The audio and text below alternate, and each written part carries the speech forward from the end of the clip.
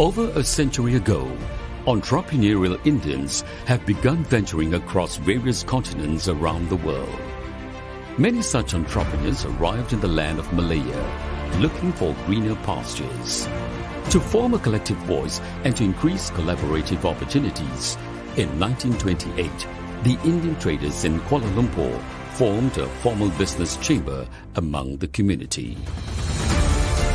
The Kuala Lumpur and Selangor Indian Chamber of Commerce and Industry's primary activity has been the promotion of trade and trade-related activities, such as opening gateways to new international markets, uncovering fresh technologies, building new collaborative networks and partnerships amongst its members and traders around the world, with the ultimate objective of creating relationships and facilitating trade opportunities, thus creating economic prosperity to all members and the community at large.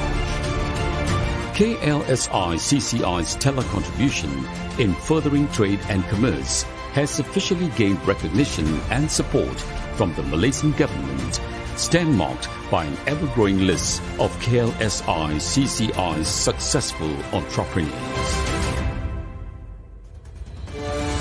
Over the past 90 years, KLSICCI has organized a broad variety of events ranging from trade events, knowledge enhancement sessions, government delegation, financing facilitation, networking sessions, international business visits, etc., thus reaching out to all members to share a helping hand in enhancing their capacity and competence, hence serving as a solitary platform for the Indian business community. Through KLSICCI, our company recognized in international trade, and also we got a Chamber of Commerce to boost our industry to international. KLSICCI has been a center for providing information, especially the programs the government conduct for the benefit of Malaysian businesses. And more importantly, they have groomed and mentored me to become a successful businessman where I am today. With KLSICCI approaching a centurial milestone in a decade, which is an amazing feat by any standards, the aspiration and its success would be to witness the blooming of many thousands of successful entrepreneurs, which thus to be reflected in an economically affluent and respected community in the blessed land of Malaysia. KLSICCI's 90th anniversary is one of the grand celebrations to culminate the journey of this wonderful and successful Indian chamber in this country. To commemorate this, we are proud to announce the KLSICCI Premier Business Award 2019. I would like to take this opportunity to thank the government, corporate, EXCO, Management Council, members, non-members, and my secretariat for the continuous support to the chamber. My heartwarming thanks to everyone. Together, we will make KLSICCI great again.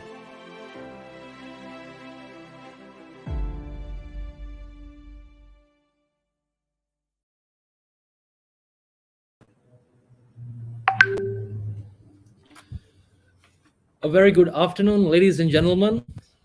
Welcome to Kuala Lumpur and Selangor Indian Chamber of Commerce and Industries online series, the 39th chapter today. I'm NIVAS Raghavan, your moderator today. Our Tri-Chamber Forum today is an initiative jointly by Keluarga Chamber Malaysia. It is a joint effort with our brother chambers, namely the Kuala Lumpur and Selangor Chinese Chamber of Commerce and Industry, as well as the KL Malay Chamber of Commerce. We have an interesting topic today, guys. Today is at our forum where we have indeed, the program today is an essential essence to our MSMEs and multi-tier businesses. Well, ladies and gentlemen, sustainability and business continuity during COVID has always been propagated by the government, business chambers, business associations, as well as other stakeholders. The government has actually rolled out many stimulus packages, namely the Bencana, Prihatin, Pemerkasa, Permai, Pemerkasa Plus, and lately the Pemulih aid packages. At least about 7 stimulus packages worth about nearly 400 billion were rolled out by the government to protect and safeguard the rakyat's well-being, social and economic welfare, as well as the business community sustainability. Well, talking about business community sustainability, the government has actually rolled out the wage subsidy program, the Penjana Kerjaya hiring incentives, the Bank Negara Malaysia's SME fund, which is up to a few $1 billion, which is called the TRRF Targeted Relief and Recovery Facility, the GKP or Grant Khas Prihatin, and also Tekun loans for the micro business entities, as well as the grants which are for the automation and also digitalization, which are rolled out by the government agencies. Ladies and gentlemen, this program today is very important to us. Let's look at what is happening in the country today. Well, currently most states have moved into the phase 3 and phase 4 of the National Recovery Plan. Almost all sectors of business are allowed to operate with strict SOPs. However, the question today arises, how are the businesses which was acutely and severely impacted by the COVID-19 pandemic could continue to sustain? This is a big question mark to the MSMEs community. Hence, today with the joint initiative of Keluarga Chamber Malaysia, our tri-chamber forum, which titled Sustainability and Business Continuity Post-COVID-19. We have a good panelist today, Ms. Shirley Tay. She is the chairperson of the Commerce Committee of Kuala Lumpur and Selangor Chinese Chamber of Commerce and Industry. And also, she is the president of the Malaysian Retailers Association. And also, we have Mr. Nur Isham Abdul Muttalib, the treasurer of KL Malay Chamber of Commerce, and myself as the Honorary Secretary General of the Kuala Lumpur and Selangor Indian Chamber of Commerce and Industry. We will be discussing, deliberating on the title today, and giving inputs and awareness to our MSMEs and multi-tier companies on what is the way forward for businesses to move ahead on business continuity and sustainability, because every one of us are in the crossroad. So before we move to the forum today, before we start, I would like to invite our Deputy President of Kuala Lumpur and Selangor Indian Chamber of Commerce and Industry, Mr. 𝗙𝗪𝗏, to give his welcoming speech and also launch the Tri-Chamber Forum session today. I would like to invite Mr. 𝗙𝗪𝗏. Mr. 𝗙𝗪𝗏, over to you. Good afternoon, ladies and gentlemen. Selamat petang, tuan-tuan dan puan-puan. 𝗙𝗢𝗢𝗪𝗧𝗍. I think we are here with the Kuala Lumpur Selangor Chinese Chamber of Commerce and Kuala Lumpur Malay Chamber of Commerce, and ourselves Kuala Lumpur Selangor Indian Chamber of Commerce. And this is not the first program we are having it today. We have a face-to-face, 4 years ago, we have started this tri-chamber face-to-face forums and networking. This is a continuity of it during this pandemic. Okay, and then I will welcome everybody today, members of all these tri-chambers and non-members and business community as a whole, to our online series 2021 39 chapter.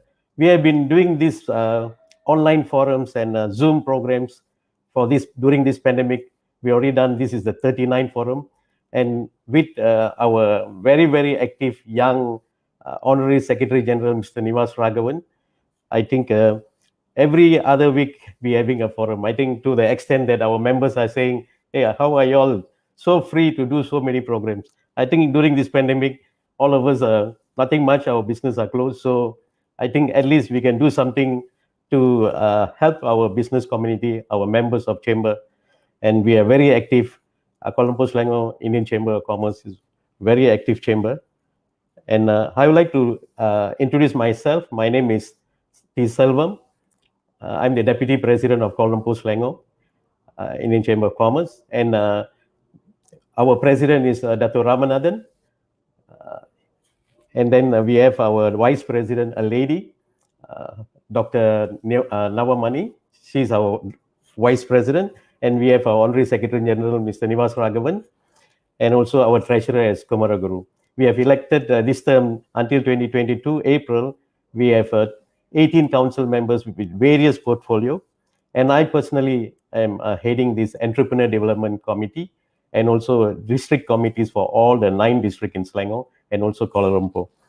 Okay, a little bit about Kuala Lumpur Selangor Indian Chamber of Commerce. I think all our chambers are very senior. We were established in 1928, a 93 years organization.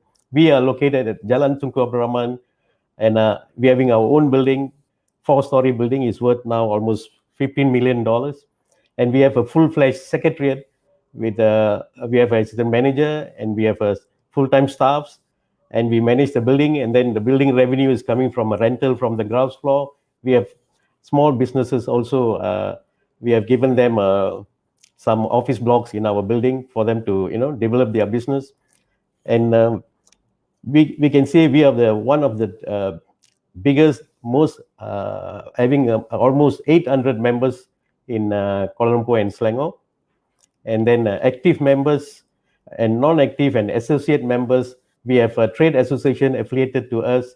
We have a restaurant association, metal trade, all this kind of trade association affiliated with us. Total, we can say almost 3,000 to 5,000 members. And we can say we are one of the biggest among the Indian chamber in this country. Okay, going back to today's program, Tri-Chamber Forum. This Tri-Chamber Forum, the subject is Sustainability and Business Continuity Post-COVID by Keluarga Chamber Malaysia. I think our Prime Minister has come out with a theme this time as Keluarga Malaysia.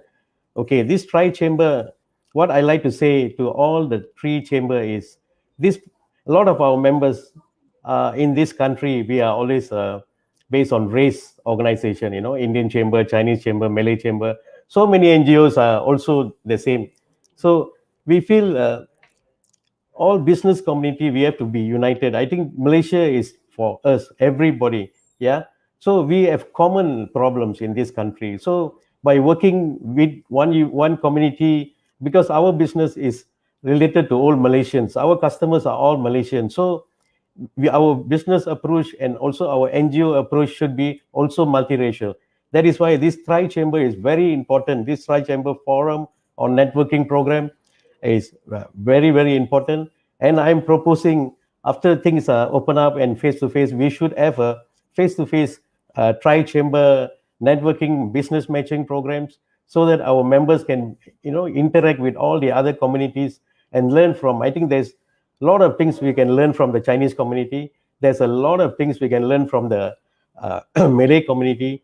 And of course, our Indian community also, we have our own culture and the way we do things. I think we are gifted. We are one of the country, I can say, all of Asia and Malaysia, in Malaysia here, all of the world, that we have so many type of culture. This is all advantage for us. Now the 2 countries are booming. Their economy is, I can say, 3 in our Asian is China, India, and Indonesia. And we have our Chinese friends here, Malaysians. We have our Malay friends here, which have a very deep root in Indonesia. We have Indians here. We're having business there. By us combining here, we can be the hub for Malaysia. We can do big businesses together if we are united in this country and in this subject of commerce, business and commerce. So I would like to really take this program. All the members, future, we will invite you to join this Tri-Chamber networking and business matching so that you can learn from the other communities and other Chamber of Commerce. Okay, I would like to this topic, sustainability, continuity post-COVID. So I would like to share my experience. I run a TVET college in Shah Alam. I got 300 students. We are more occasional kind of a training. During pandemic, we couldn't go out. Our business was closed, and we can't do marketing. We can't go out to schools to promote our college. Nothing we can do. Then last year we transformed. We changed. We changed to digital marketing. We don't do the same. This is new norm. We don't do the same thing again. And now we are doing a different way. We get digital marketing people. We set up Facebook marketing. So many other ways marketing. Last year we introduced this. Good that my business became better. 2019 was best, and my best business, but 2020 during pandemic was better, and this year I'm projecting the best so far. So that is a way to transform. So whatever experience we're going to share in today's forum, I think 3 speakers and also panelists, I think please share your experience so that whoever is participating today can benefit. End of the day, they can benefit, and they also can transform, change. And I think this pandemic has teaches many lessons that we have to respect the nature, and also now we have seeing some little bit light, after the tunnel. I think we have to transform, we have to change, and like our minister, KJ, health minister says, pandemic now we have to look at it as an endemic. Many countries are already moving free. We have to make it a way of life, follow SOP, a way of life, and we have to consider endemic, and we have to start building our business back, what we lost in the last 2 years. I think this is what my message to the Tri Chamber. Please bring this to your leaders in the chamber, that we need to continue this kind of networking face-to-face when we are allowed to do face-to-face. Thank you again. Welcome everybody again. Thank you. Thank you very much. Pass it to our Honorary Secretary, Moderator, Mr. NIVAS. Thank you. Thank you, Mr. Selvem. Thank you for the wonderful welcoming address, Mr. Selvem. Well, ladies and gentlemen, as what Mr. Selvem has said, we have got to transform our business. So let's start the forum today. I would like to invite our first panelist, Ms. 𝗖𝗖𝗜, and also Mr. 𝗏𝗔𝗄𝗎𝗓. Welcome, guys. Thank you for having us. Hi, welcome. Thanks for having us today, and good point highlighted by Deputy President just now, and I think that we are all geared up to start our event today. Oh, okay. So, guys, I think we will take this session as a very informally, and we have a lot of comments coming in from our viewers. Let's start our session today. Our title is Sustainability and Business Continuity Post-COVID-19. Well, I would like to invite firstly our first panelist, Ms. 𝗖𝗖𝗜, the chairperson of the Commerce Committee of Kuala Lumpur and Selangor Chinese Chamber of Commerce and Industry, and also the president of Malaysian Retailers Association. Ms. 𝗖𝗖𝗜, please introduce yourself and tell us what is Chinese Chamber role today in empowering the MSMEs and also the multi-tier businesses. Ms. 𝗖𝗖𝗜. Thank you, Mr. NIVAS. Good afternoon, Encik Rahisham, and thank you for the warm welcome by the Deputy President of KLSICCI, Mr. 𝗙𝗢𝗏 just now. I'm really glad to be able to attend this Tri-Chamber Forum. And once again, good afternoon, ladies and gentlemen. As introduced, I am 𝗖𝗖𝗜, a council member of KLSICCI for the tenure of 2021 to 2024. In fact, we just had our election done a few months ago. To be precise, it was in July. I am currently the chairperson heading the Commerce Division of KLSICCI. And as rightfully introduced by Mr. NIVAS just now, I'm also the current president for the Malaysia Retail Chain Association. Now, let me give a brief introduction of KLSICCI. KLSICCI is the abbreviation for the Chinese Chamber of Commerce and Industry of Kuala Lumpur and Selangor. And KLSICCI was formed, in fact, longer than your association, Mr. NIVAS, more than 117 years ago. To be precise, it was formed in the year 1904. I dare say that none of us was born then, huh? Yeah. So this association is actually the foremost institution representing the Chinese business community in Kuala Lumpur and Selangor, and it is in fact one of the most active chamber of commerce in Malaysia. Presently, KLSICCI has a direct membership of close to 3,000, comprising of business establishment, individuals, trade associations, and associate members. And these are direct members. I'd like to elaborate a little bit about trade associations. It would mean that for me, for instance, I'm from Malaysia Retail Chain Association, right? And we are a member of KLSICCI. So our 501 members will be indirect members of KLSICCI. So in total, I would say that our members should stand at about 30,000, around that range. What I'd like to mention here is that our members' business include multinational corporations, very large financial and advisory services firms, government-linked companies, SMEs, basically covering a very wide spectrum of trade and industries. As what was mentioned just now by Mr. 𝗙𝗖𝗖𝗜, we also have our own building, and our own building is situated in Wisma Chamber Chinese. It is alongside Jalan Ampang, and I would like to extend, an invitation, to the other two chambers. If you have time, do come and visit us. Now, before I pass the time to Encik Hisham, let me mention very quickly about why KLSICCI was formed. When I first was selected as a council member, I was curious to find out about the objectives of the chamber, and they're very interesting objectives, very broad, but very focused as well. So the first one is really to promote and enhance the economic activities of Malaysia. As you know, the Chinese came here, started business, and then stay on as supporting Malaysian, and they are a lot of Chinese have this mental kind of entrepreneurial spirit in them, that they want to do business and help to build the nation. Hence, the Chamber of Commerce was formed to enhance that aspect of the work.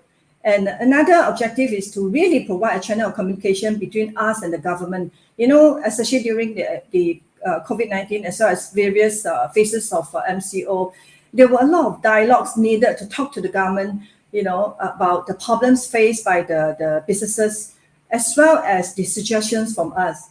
And the third big objective will be to really provide a social welfare, cultural and education activities. Why to us social and welfare is important is because we feel that as business people, when we do well, we want to give back to the underprivileged. Hence, in that regards, KLSICCI has done a lot of charitable work.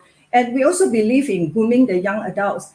We provide scholarship and loans, to deserving students to continue their tertiary activities and their studies as well.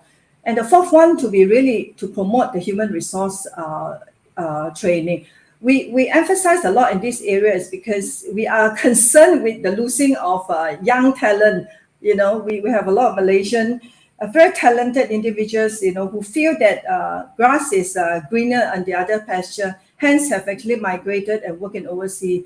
So we feel that it's important to tell them that Malaysia is a land of many opportunities, and they should think about building their future, including starting business here. So that part of the grooming in helping to build their confidence and characteristic is very important in our opinion. And the last one really is very member-centric, because we feel that it's very important to provide members with timely information. Especially right now, I think a lot of members are very confused with all the grants that you mentioned just now, Mr. Nivas, a lot. But if I may just share, a lot of members don't even know how to go about, applying for them, and not knowing that a lot of grants actually are applicable to them. So we provide this monthly bulletin called the Berita KLSICCI, as well as lots of posting in the website to help our members to understand, the SOPs as well, all the latest news, which are pertinent to the building of their business. That will be the little introduction from me, Mr. Nivas. Back to you. Thank you, Ms. Shirley. Thank you, Ms. Shirley, on your brief introduction about Kuala Lumpur and Selangor Chinese Chamber of Commerce. I believe this is the oldest business chamber in Malaysia. It is. Yeah, and this chamber formed the National Chinese Chamber, I believe, Akin. It is part of the national, chamber, the ACCIM. Yes, right there, Mr. Nivas. Yes. So, okay, thank you. And then next, Mr. 𝗏𝗡𝗏 our Honorary Treasurer from the Kuala Lumpur Malay Chamber.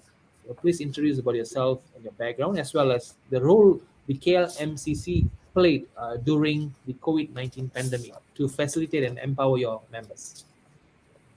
Yeah, hi, and very good afternoon to all, ladies and gentlemen, and all the viewers. Okay, my name is 𝗏𝗡𝗏.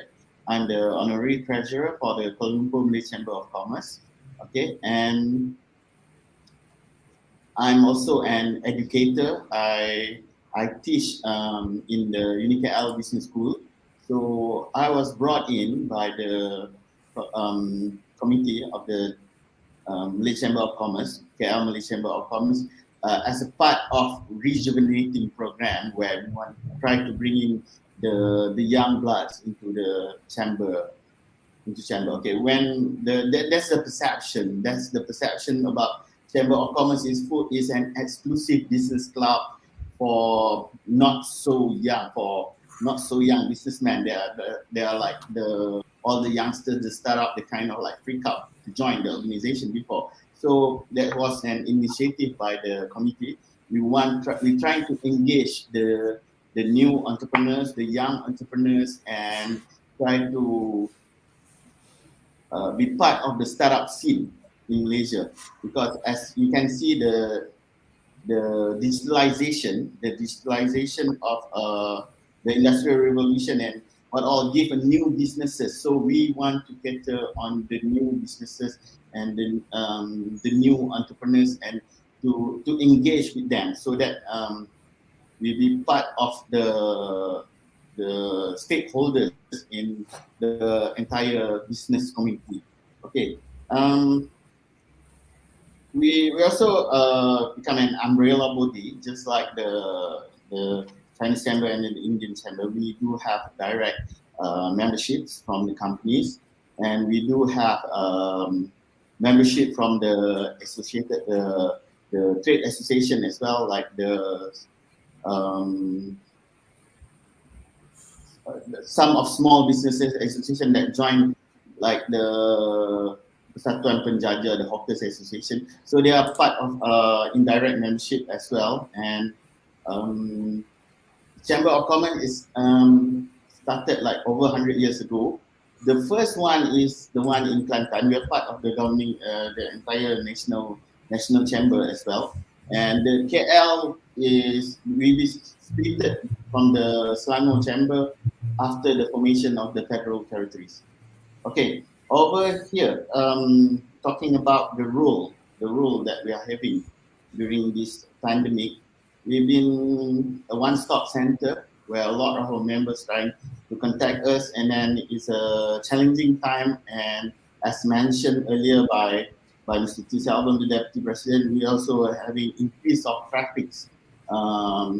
Prior to this, the members only come to us for certain things like during the bidding tender process. But now our phone keep ringing and they keep contacting us via various channels in order to assist them. And because this is unprecedented and no one in our generation ever experienced this before, so it's quite a challenging time, and it's such a learning curve for everyone as well at the chamber.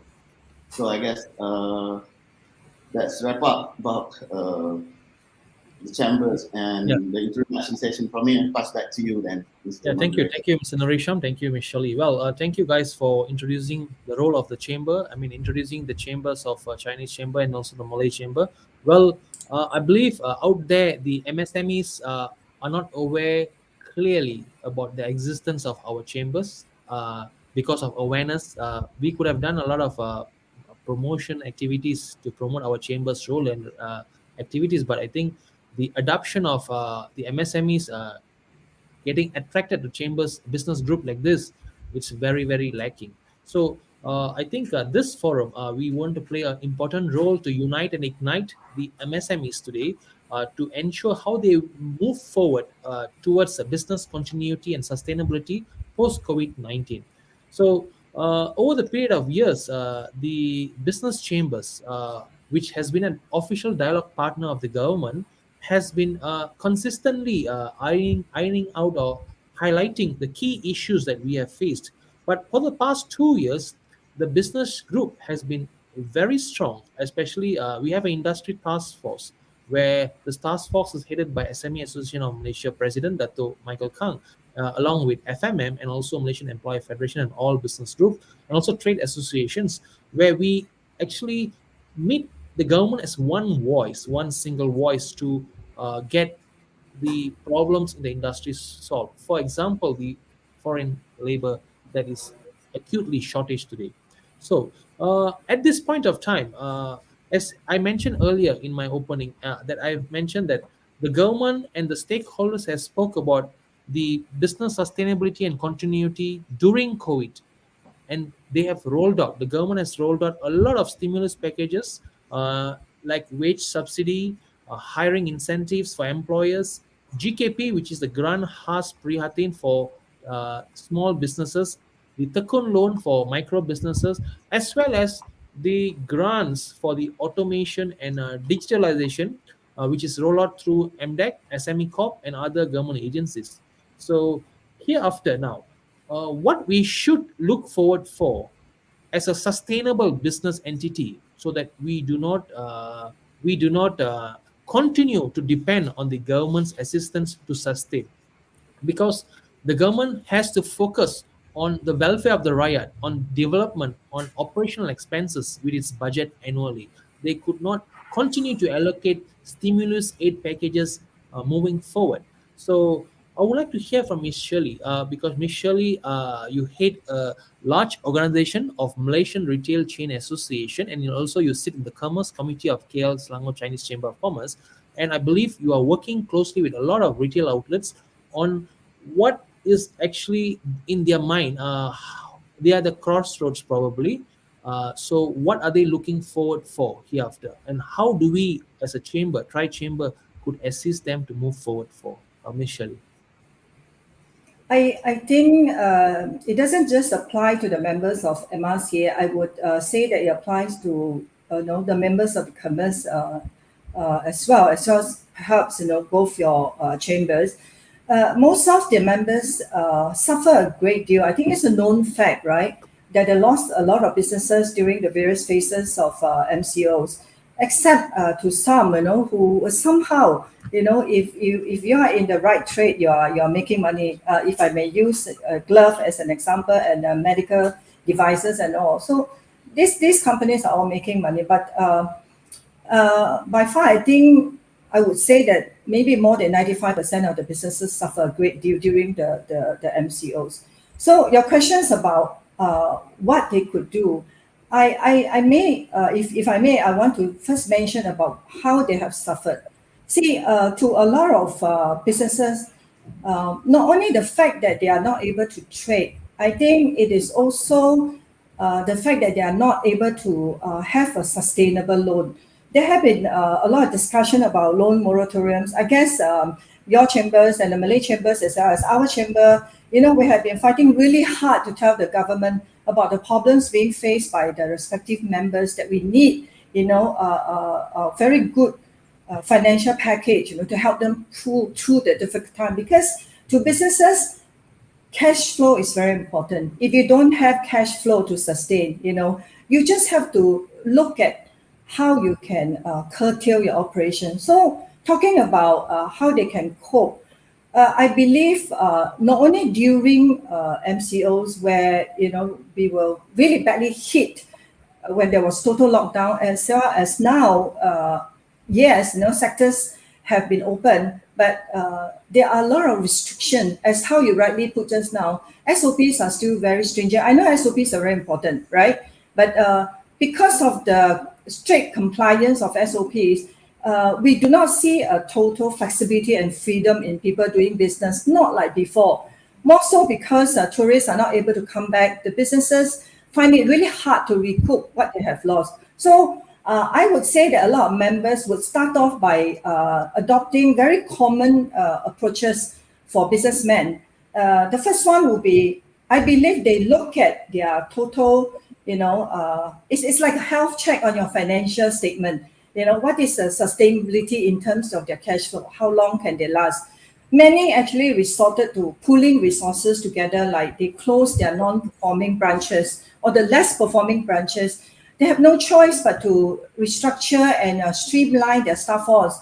I'm sure some also took the drastic action of laying off some people and retaining only the right staff force. Our members would find ways to help them to sustain, and that is really to go to the financial institution, bankers, to negotiate terms with them. One thing I need to say is that it has been a request from a lot of members that we want the bank, to understand our problems. Yes, we understand banks are business people as well, but at this difficult time, if they could give, a borrowing cost which is equivalent to their overheads and not making profit at this time, it would be great. And a lot of our members too have decided to suspend their expansion to overseas. In the past, I think there were a lot of intentions, to expand not only nationally but also internationally. That was actually drastically cut back. And one other thing I know a lot of our members have done is that they have no choice but to adapt to the new way of doing business, new business models. I would say, if I can use two verses to say this, it will be human-led but tech-powered, right?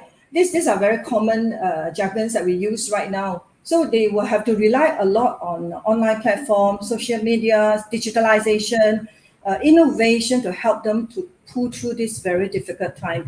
And to me, these measures are essential and very important because they cannot afford to incur large amount of overheads.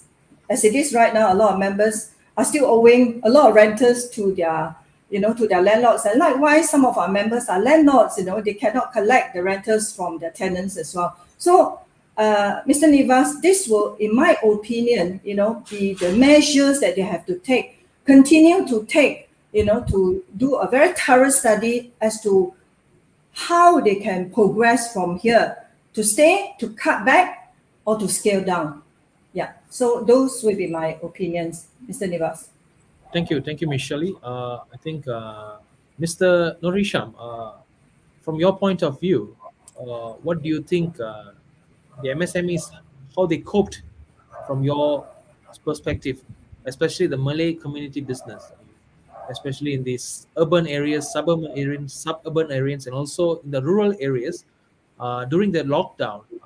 How bad was it impacted? We know they are impacted badly. Could you just give us a brief overview of that? I can say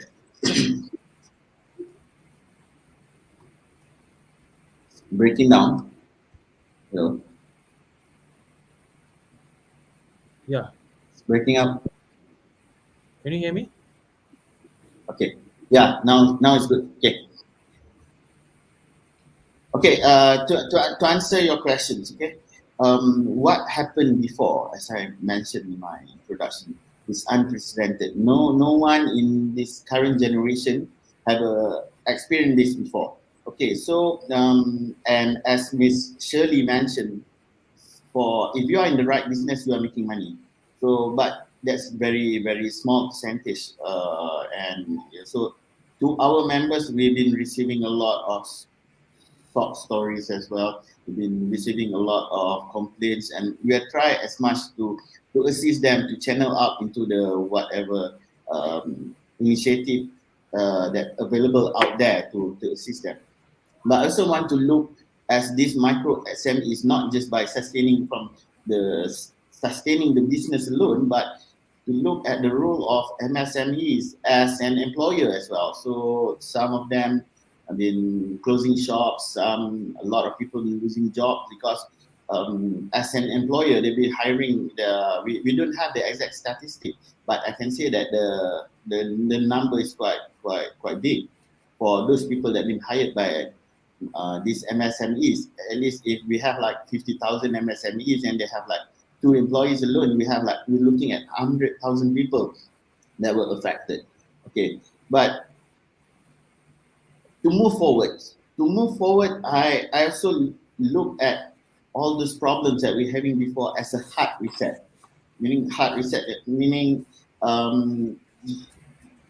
you need to change, and you need to adopt all those kind of technologies, fresh technologies, and of course it should be human-led and tech-powered, as mentioned by Ms. Shirley.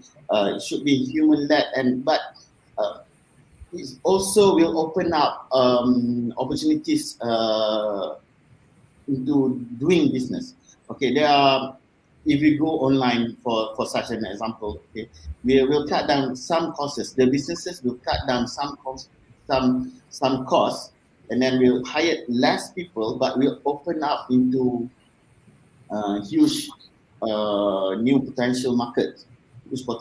And you look at, there are changes or innovation that took place. I love to recite, even though it's not our member, but AirAsia was, Tony Fernandez used to be one of our honorary members, if I'm not mistaken.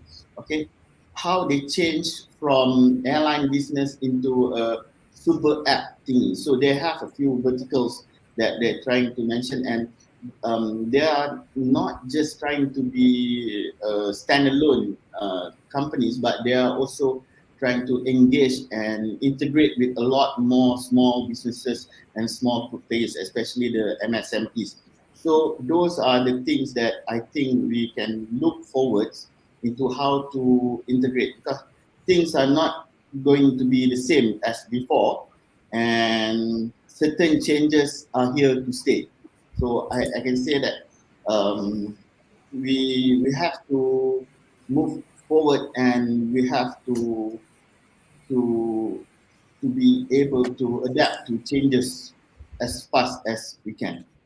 Okay. Thank you, Mr. Nurisham. Well, I believe both our panelists have shared actually how the members in their respective community, in the members in their chambers of commerces, have actually gone through the severe and acute phases of businesses last year during the shutdown. Well, here, let's talk about the role of our chambers. I think our chambers, our three chambers would have played a very much proactive role, as mentioned by our Deputy President just now, that we are tested now. The chambers are being tested on our existence and our relevance to the MSME community at this point of time.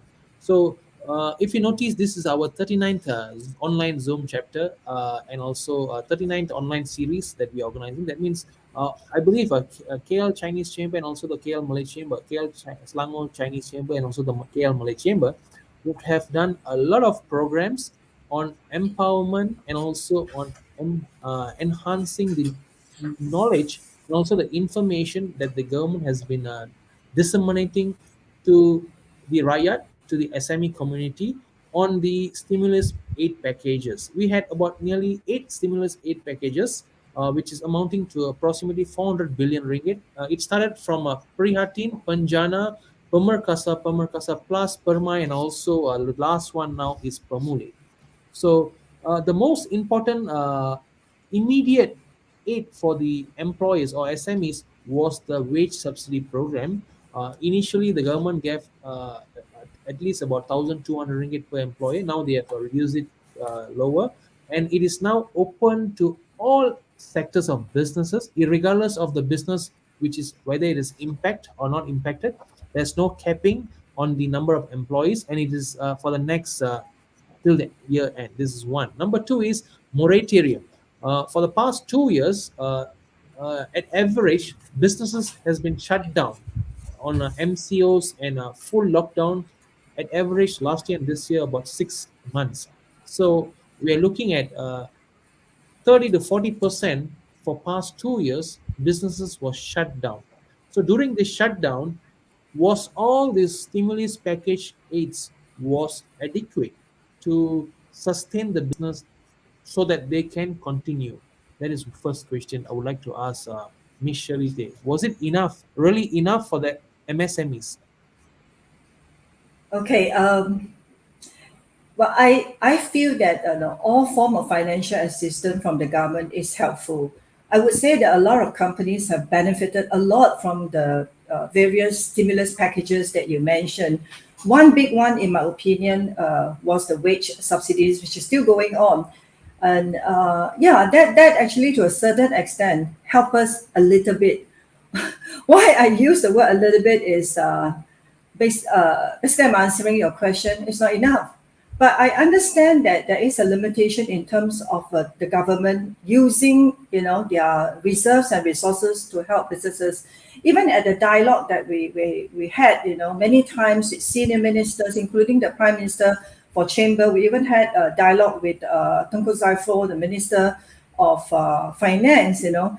He did express, that much as the government would want to do something, there is a limitation in how they can help us. So coming to the question of whether it's enough or not, I really hope that for the coming budget, which is going to be announced on October 29, we will hear good news from the Minister of Finance. Because it's very interesting that it was reported recently, I'm sure you all read it, that his focus is really also on badly affected sectors. And he went on to say that the badly affected sectors were the tourism sector, retail sector, and SMEs. So hopefully that helped. And the other thing about how the government can assist, which I hope is that for larger corporations especially, just as recently we heard that the government is bailing out AirAsia, by offering a really very low, cost of borrowing. And it's actually an initiative from the government with various bankers, to do this initiative, and it's wonderful. And I just hope that the government will also look at other deserving companies as well. So some areas I feel I really would like the government, to look into, which I personally told 𝗦𝗡𝗥𝗏 as well. I'm really looking at rental relief. So far, there's none for rental relief. And, the COVID-19 Act is such that you will see a lot of legal proceedings after December this year, right? And a lot of tenants are owing landlords a lot of money. Likewise, the landlord possibly will also want to recover the long outstanding renters from their tenants. I hope that the government can do something about it. It's just like our neighboring country, Singapore. Singapore government provide, absolute 2+2 months rental relief, not only helping the tenants, but also helping the landlords to help, them to pull through this very difficult time. And if I would also like to suggest that the government continue with the financial assistance. I don't know how much the government can give, but we also propose that maybe the government can look at the sizes of the corporations. We go by maybe their turnover below 1 million, the smaller ones, and the below 10 million, below 50 million and 100 million, a one-time grant, so that it can help us to pull through.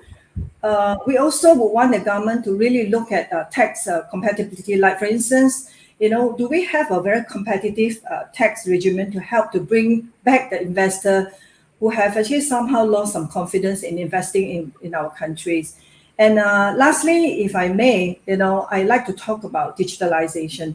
Everyone knows that, as how Encik Nur Hisham say, you like it or not, you have to change. You have to adapt, you have to learn, And yeah, I mean, there are a lot of grants, digital grants, and innovative grants given by the government agencies. But I think what is lacking is really very detailed courses and workshops, something like a handheld program to help our members, to cross this hurdle.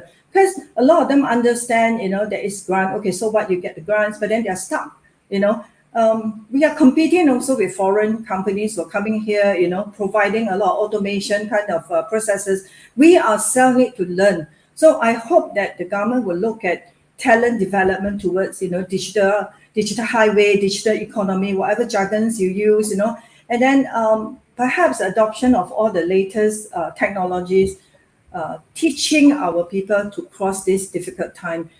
You mentioned just now, it's really tough, for us to continue to rely on foreign workers. And all of us know that not only they are becoming more expensive, very difficult to bring them in, there are also some risk factors involved. So automation somehow will help us in that regards to reduce our reliance on foreign workers. And if we can get, some of these initiatives in place, I think our members will slowly and surely go back to where they were, and hopefully they can also recoup the losses and make, profit beyond that. Yeah, back to you. Thank you. Okay, Encik Nur Hisham, from KL Malay Chamber point of view, I believe the most of the segment of MSMEs or from the Malay business community, we believe it is from the F&B sector, services sector. How do you see KLMCC plays an important role hereafter to empower these business groups? Okay.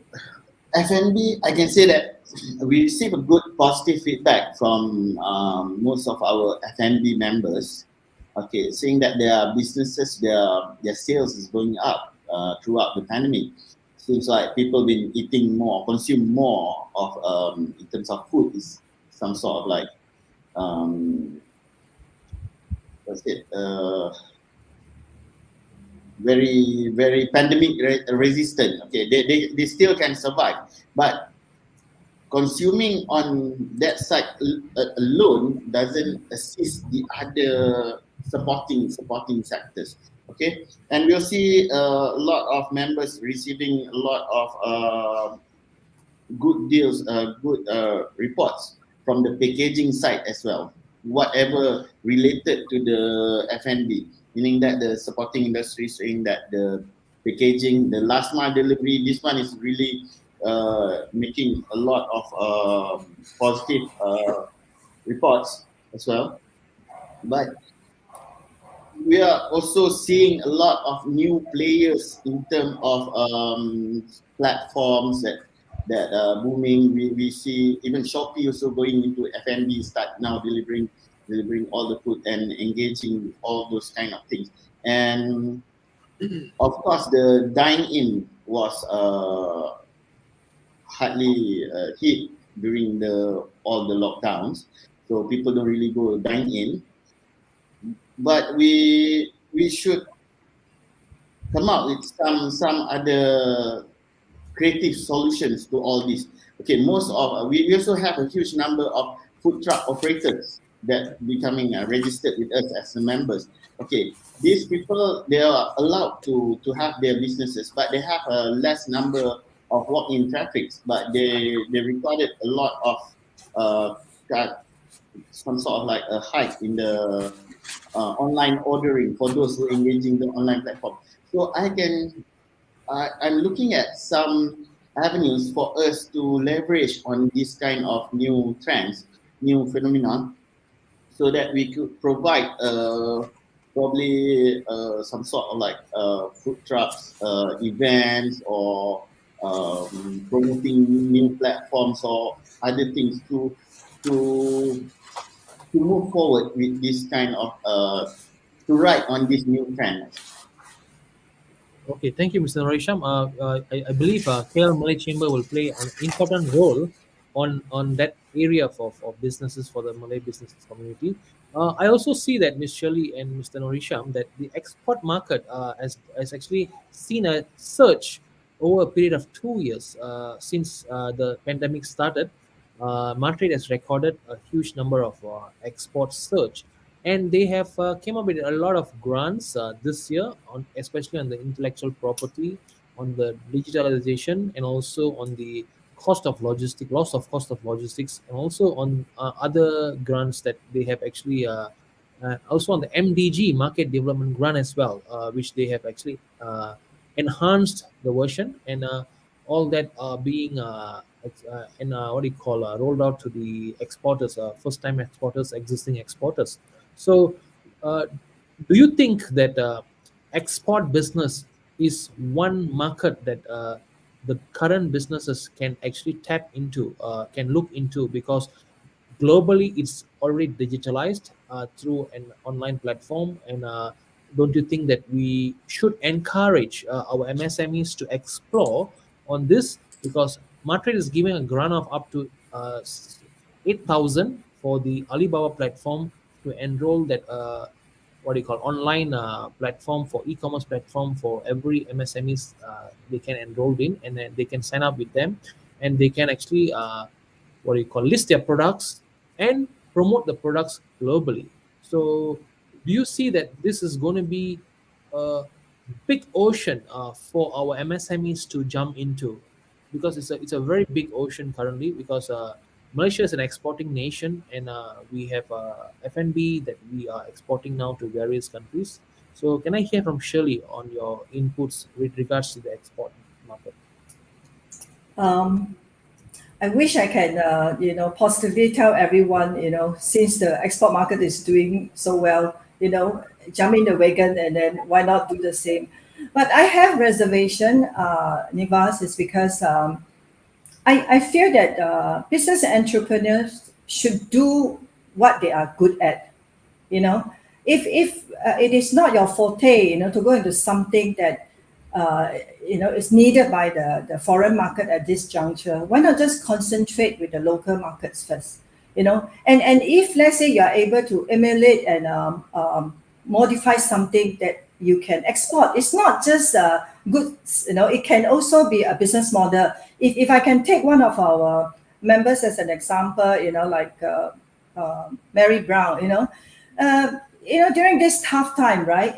They were saying that their business didn't drop. In fact, you know, they were doing really well. Is because they were formulating a new business model in the form of distribution chain and franchise, you know, to market to overseas people. So it's a form of export as well, correct?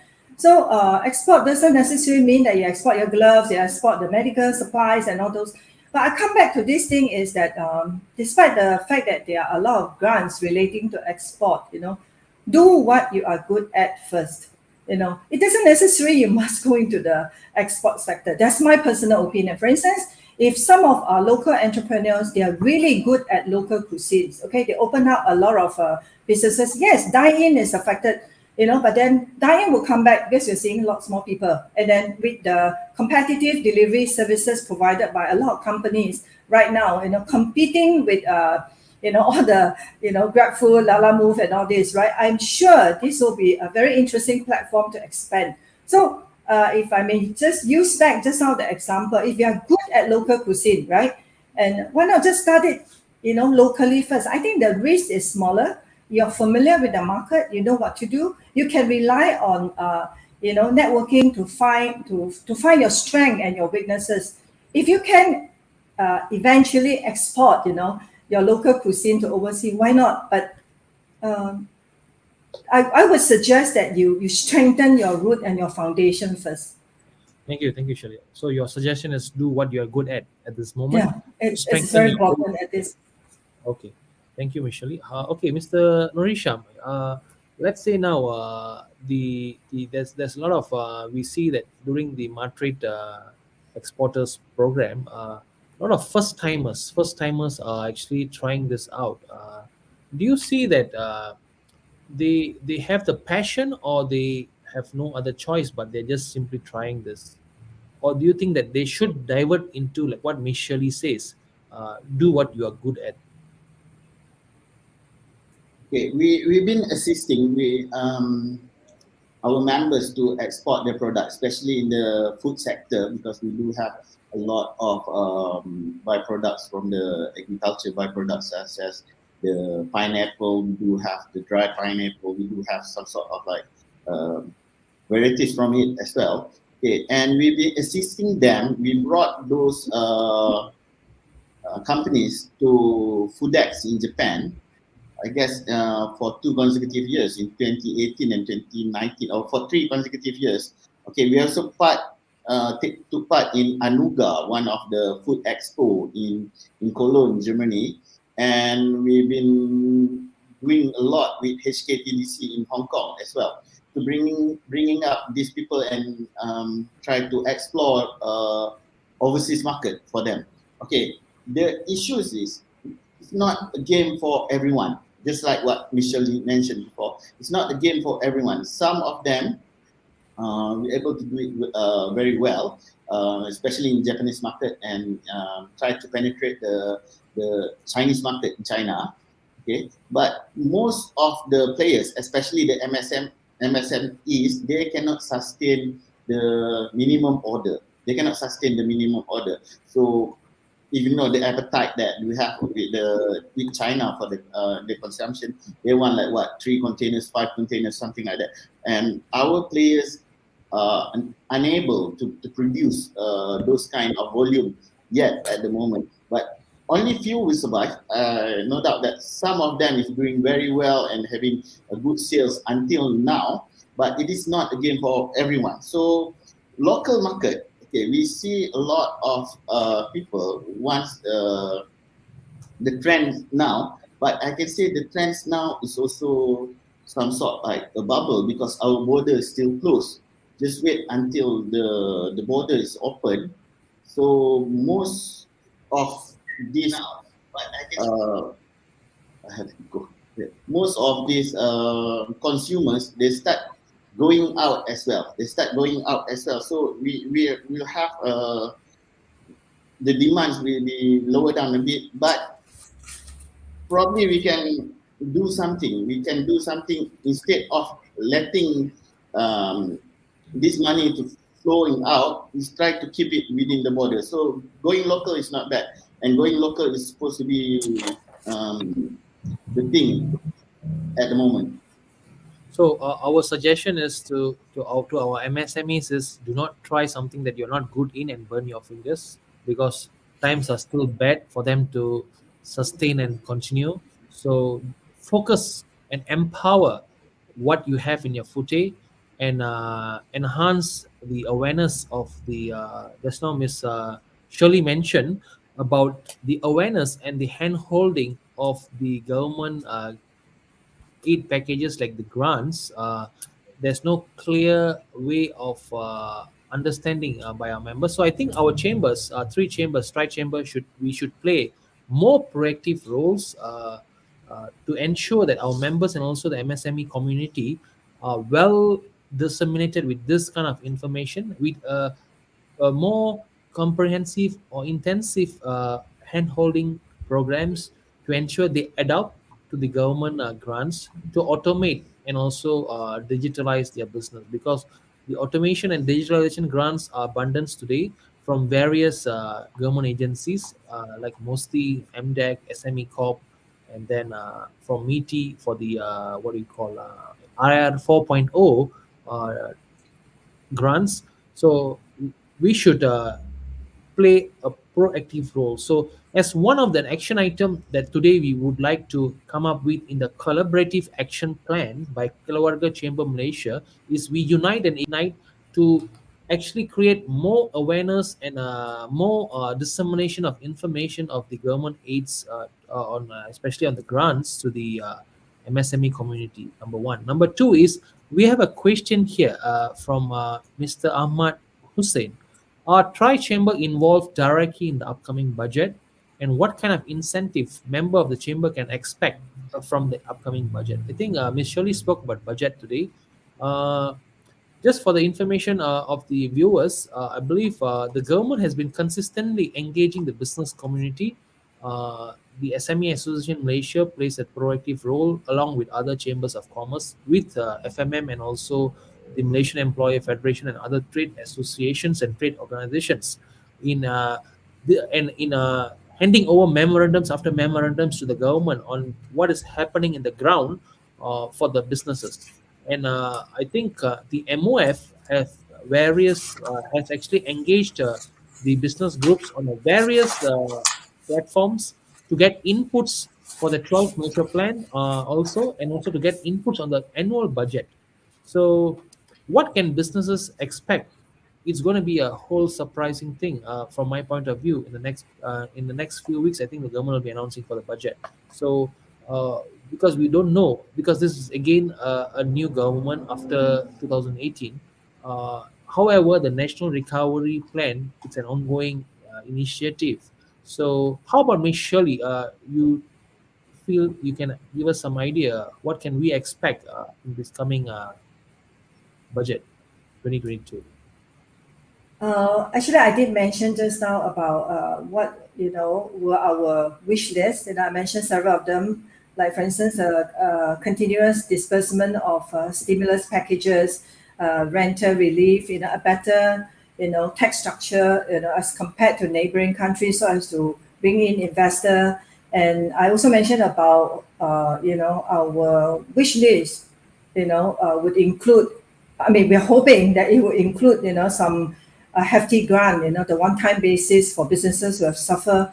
And the last thing I mentioned just now was that I'm hoping that the government will really look into the grant for digitalization, innovation, and transformation of businesses, because we are competing with overseas markets, we have to really do it fast so that we do not, we do not fall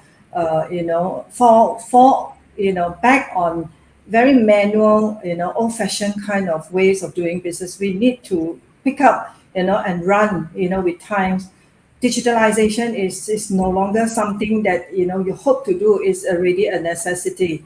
It's not like, oh, I will learn to do it. In fact, you should have learned it, but it's not too late. Go ahead and look at all the government agencies who provide, grants. So I hope the government will emphasize, a lot of such initiatives and transformation.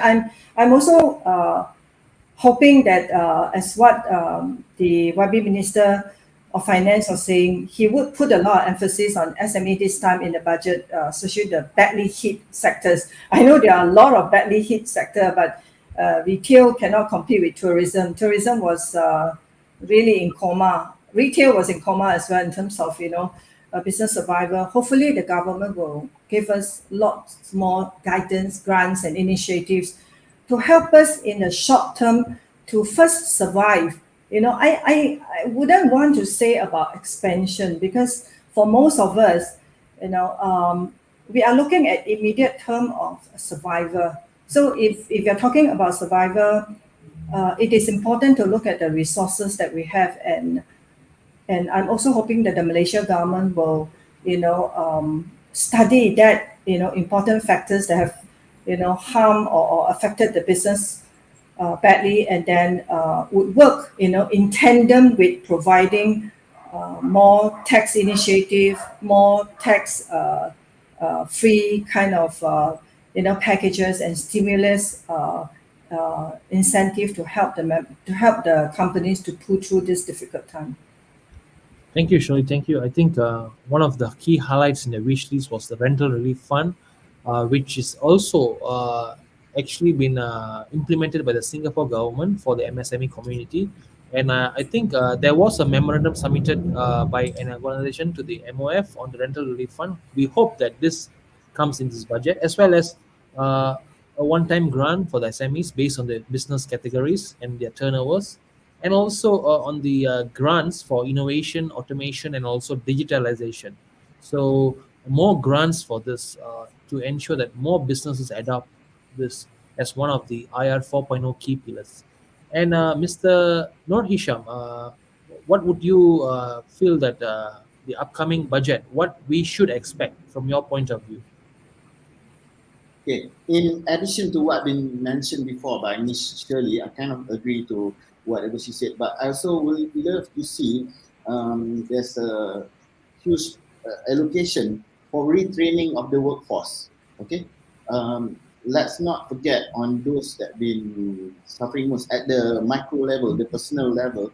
Okay, I want to see a lot of how to get these people to get back with their life and trying to value being a value added things for them. Okay, and I also love to see something that to encourage the startup, some allocation, some grants to encourage the startup, because yeah, of course those businesses that already been around and staying around, they need to survive and they need to push up all those kind of fact as mentioned by Michelle. But we want new guys to come in and to bring in fresh ideas, because as I mentioned previously, it is unprecedented and we don't know. Probably the old way of playbook is not really applicable at this moment. We need some sorts of new things. We need fresh ideas. We need revolutionized things that, from this startup scene, from these youngsters. So probably empowered. We need to empower them. So I think a small seed funds for them, or some sort of like innovative grant, not just focusing on automation, but to create a new breed of entrepreneurs. So basically, I think, Mr. Nur Hisham, you're focusing more on upskilling and reskilling of the workforce of the MSMEs. I think this initiative is an ongoing initiative by HRD Corp currently. I think we should expect more allocation from the government on HRD Corp's upskilling and reskilling of MSMEs. And then you also mentioned about empowering the startups. I believe we were focusing today more on MSMEs. We forgot about the startup, but I think we can include the startups as well in our chamber action plan hereafter, our tri-chamber action plan hereafter, to ensure that this new breed of startups are also part of the sustainable and business continuity effort by the stakeholders. The word sustainability may not suit right today. If we could change that to survivability, that what Ms. Shirley said just now, uh, it is a probably we I actually when we propose this word sustainability look better, but the right word could be now survivability. So everyone wants to know how to survive first before they can expand. So what we have spoken so far, we have given some tips to our MSMEs and also the startups on how to survive, what to do, and most of them are in the crossroads today. They may not know whether they should close down, or they should move forward, or they should migrate to different businesses. So I believe most of them who are part of our viewers are actually having some kind of light end of the tunnel, that they would actually now know, have some indication on where to move forward to. So we are actually towards the end of the session. We had a lot of what do you call comments as well. Let's see, we have one. What sort of training do you think will help your members? Just now has Mr. Noor Hisham said upskilling and reskilling. What kind of focus, Mr. Noor Hisham, that you think that our MSME should focus on? Probably you can give some views. I'll add up to that. Okay, let's look at the MSMEs alone. Okay, I can say that half of the MSMEs can be considered as self-employed. They are coming from a Tibet backgrounds. Okay, so we have this kind of skilled workers that instead of working for others, they have their own business. So like all those the barbers, the aircon repairmen, all those kind of technicians, and these people, this group of skill set workers that turn entrepreneur, turn into self-employed. Okay, so I believe this category of businesses, these MSMEs, they need to have a better equipment. They need to have upgrading into new technologies, and we also look at, since everyone is going online, so we need some sort of like IT support businesses, the one that assisting in IT needs for micros companies and everything. So I think this pocket of MSMEs should be we should look into this area and try to come up with few programs for them in order to upscaling this group of entrepreneurs. Okay, thank you, Mr. Norisham. I believe Mr. Ganesh Kumar Manogara, it answers your question, and I believe since we are towards the end of the program, let's wrap it up. Our role today as a tri-chamber, as a Keluarga Chamber Malaysia, is to ensure more MSMEs and also startups come to our chambers to get themselves informed about what the government is offering to protect and safeguard their businesses. So through this forum, which is one of the stepping stone towards protecting and safeguarding them, we should work together and ensure that the survivability is protected, of survivability of the MSMEs is protected, and also the business continuity is it actually doesn't get affected. So, without further ado, I would like to thank our good speakers today, Ms. Shirley Tay, for spending your time amidst your busy schedule. I believe you would have handling a lot of retail chain outlets with their problems. Your advisory as your chairperson of the commerce committee in KL Selangor Chinese Chamber of Commerce, and also Mr. 𝗏𝗍𝗄𝗏, because you hold an important position in KL Chamber of Commerce. Because we are in the public office, we serve to the community, business community, and we also manage our own businesses. So I thank both of you for your time today, and let us move forward as a Keluarga Chamber Malaysia to further protect, enhance, empower, and also bring our MSMEs to the next stage of the business towards greater heights. So I would like to thank everyone again. Thanks to the viewers in our Facebook and live Facebook and also live YouTube. And I have a last questions. Thank you, Mr. Rodney. Thanks for your good words. Well done, Keluarga Chamber Malaysia.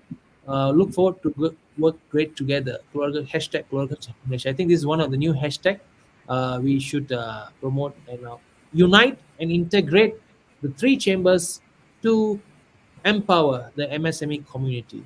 Thank you, guys. Thank you very much for your time today. And indeed, we will look forward to work with all of you closely in the next upcoming programs. Thank you, Encik 𝗏𝗍𝗄𝗏. Thank you, Ms. Shelite. Thanks. Thank you for having me. Thank you. Thank you for having me, sir. Thanks, NIVAS. Bye. Stay safe.